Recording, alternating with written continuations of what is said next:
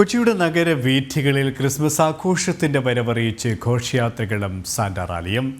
വൈറ്റിലേക്കും കടവന്ത്രക്കുമിടയിലുള്ള 9 Christian സഭകൾ സംയുക്തമായൊരുക്കിയ വിസ്മയ രാവിൽ ആയിരങ്ങളാണ് അണിചേർന്നത്.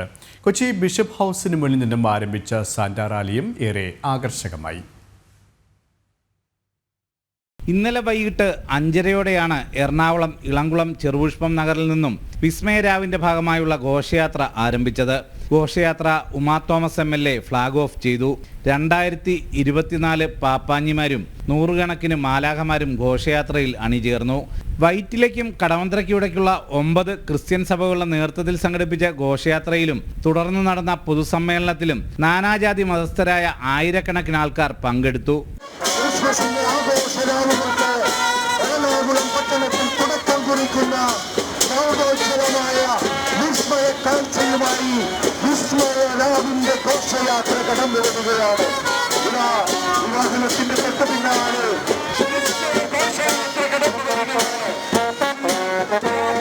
ഫാത്തിമ നഗറിൽ ചേർന്ന പൊതുപരിപാടിയിൽ വരാപ്പുഴ അതിരൂപത സഹായമെത്രാൻ ഡോക്ടർ ആന്റണി വാലുങ്കൽ അനുഗ്രഹ പ്രഭാഷണവും retired chief justice Kurian Thomas Christmas സന്ദേശവും നൽകി.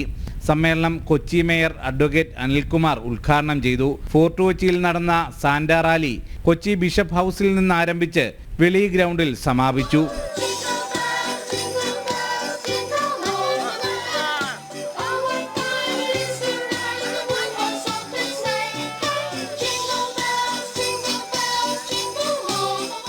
ജനം, കൊച്ചി.